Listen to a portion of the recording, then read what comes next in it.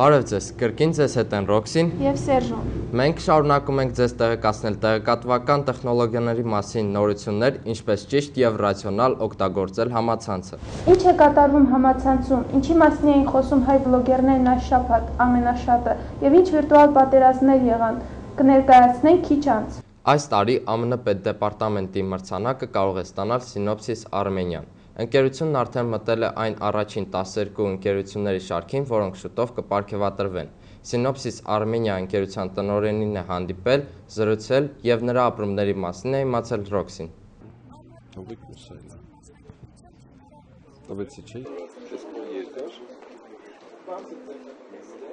Որը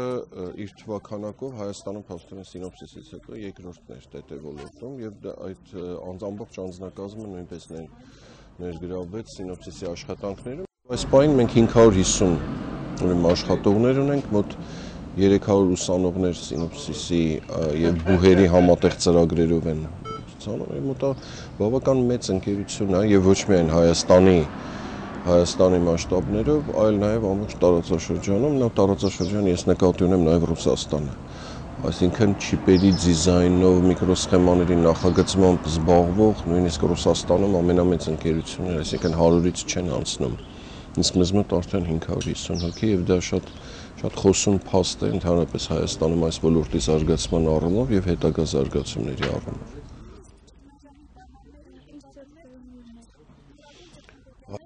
Միջոցով եւ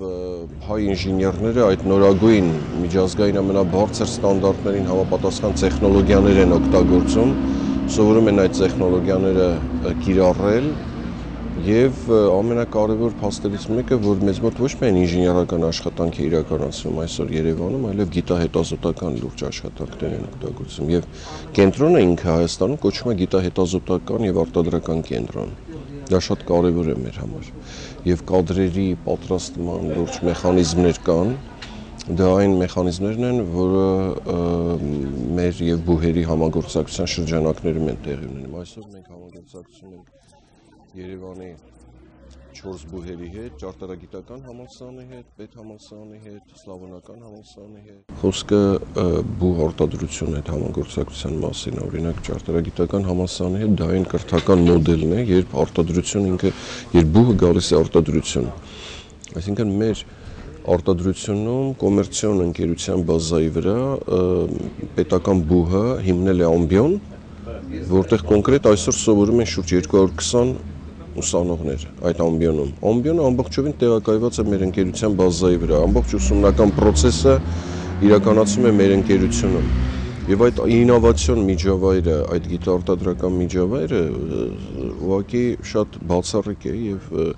ուսանողները եւ պատահական չէ, որ ուսանողներից շատերը իրենք մագիստրատուրայում սովորելով զուգահեռ նաեւ աշխատում են մեզ մոտ։ Արցախում ինչ կրթական ուրեմն այսօր մակարդակ կա, ինչ հնարավորություններ կան, ինչպիսի բիզնես միջավայր կա։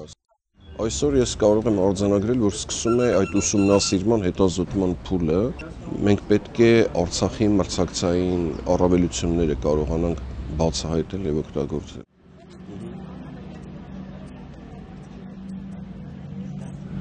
Ուրեմն դա իրականում շատ անսպասելի եւ ֆանտաստիկ նորություն էր։ Եվ Հայաստանի համար, եւ Synopsys-ի համար, որտեղ Synopsys-ը արդեն 25 տարի է այդ ընկերությունը գոյություն ունի, արդեն ասեցի աշխարհի 40 երկրներում ներկայացված է, մեծ ստորաբաժանումներ ունի, մոտ 6000 աշխատակից ունի, 6-6.500 աշխատակից ունի եւ նմանատիպ, այսինքն հաջողությունը Synopsys-ի համար նույնիսկ մեծ ակնառու հաջողություն է, որ ինքը որևէ երկրում իր ստորաբաժանումը ստանում է Ամերիկայի պետդեպարտամենտի մրցանակը, իսկ մրցանակը այսպես է կոչվում։ Լավագույն ամերիկյան ընկերություն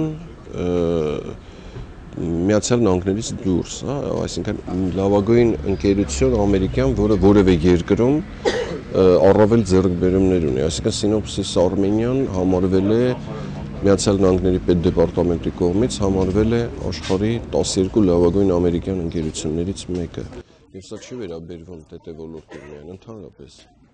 ՏՏ ոլորտից 3 ընկերություններ կան, դա Synopsys-ն է Հայաստանում, Intel-ն է Իսրայելում եւ Cisco-ն է Աֆրիկայում։